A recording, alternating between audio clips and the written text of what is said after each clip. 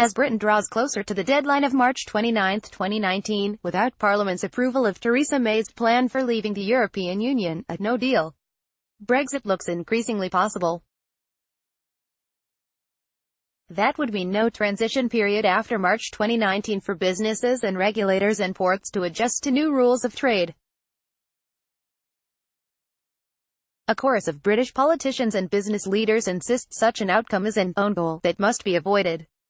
And while much of the attention has been upon what no deal would mean for the border between Northern Ireland and the Irish Republic, the effects on the crossing between England and France could be just as profound.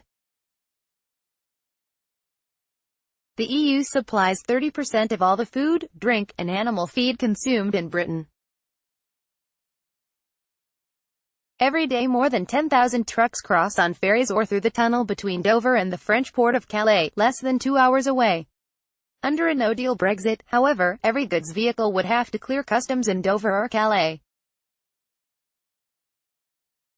In addition to custom declarations, there would be regulatory checks at ports for animal and forestry products. Those could take hours, depending on the load. Port officials estimate that a 2-minute delay for trucks entering Dover would lead to a 17-mile line of trucks on the main highway from London. From the concrete overpass, Mike Taylor watches the traffic that trundles through the bucolic countryside, bypassing villages like his own. Nearly all the trucks on this 4-lane highway, the M26, are headed to and from the southeastern ports that are Britain's gateways to Europe and beyond. The roar from below is unceasing. It's like this day and night, says Mr. Taylor, a local councillor. To the east, the highway curves towards a junction where it joins an arterial road to the coast. Just out of sight are the gates, recently installed in the road's central barrier so that thousands of trucks can be diverted and held back. In the event of a major backlog at the port of Dover, 50 miles away, this stretch of highway would become a temporary truck park. What kind of calamity might cause such a monstrous snarl-up? In a word, Brexit. Or, more precisely, a no-deal Brexit that ends overnight a quarter-century of frictionless trade in goods with the European Union on which much of Britain's economy depends.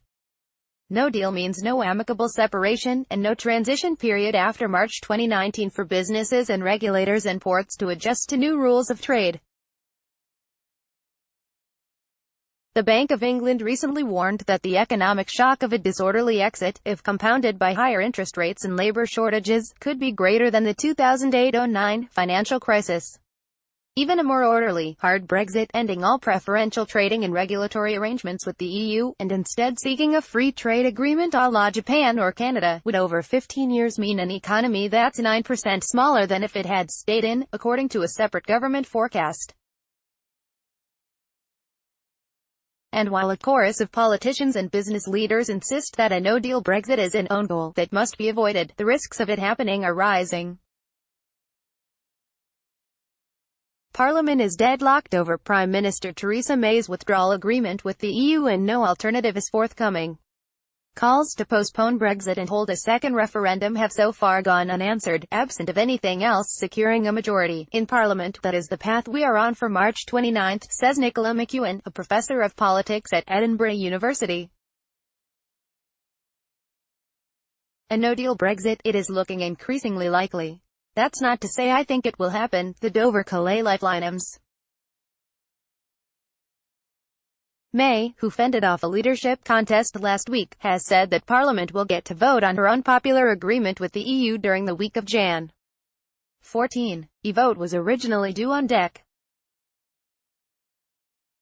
11. Opposition members of Parliament and some in her own Conservative Party accuse her of running down the clock so that MPs face the unpalatable choice between her deal or an imminent no deal. It's still the default option at the moment, but I think as the date gets closer, people are getting increasingly desperate to put something in its place, says Meg Russell, a politics professor and director of the Constitutional Unit at University College, London.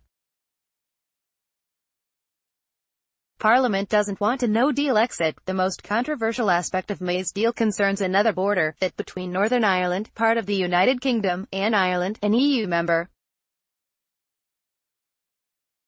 The EU insists on a backstop customs union to prevent an intra-Ireland border, an arrangement that many in May's party oppose.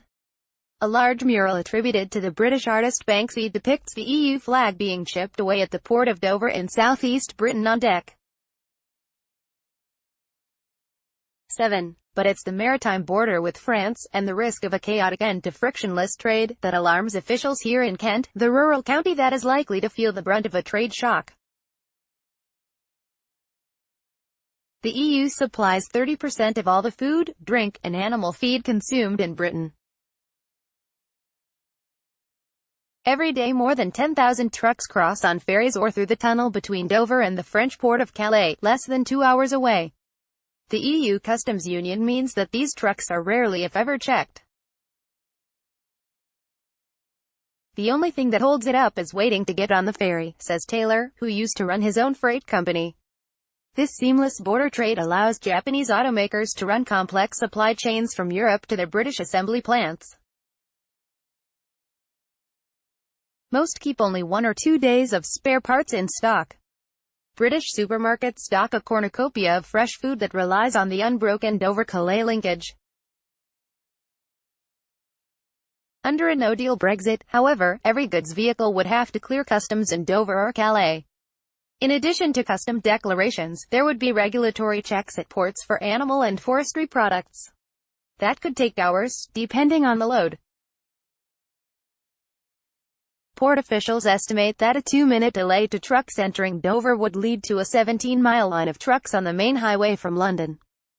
Some pro-Brexit lawmakers argue that Britain should ditch May's unpopular deal and prepare to begin trading with Europe and other partners under World Trade Organization rules. Champions of a hard Brexit say most EU-bound freight could be cleared in advance using tracking software, and that in a pinch British ports could wave through trucks to avoid a crunch. Chancellor Philip Hammond has poured cold water on these proposals.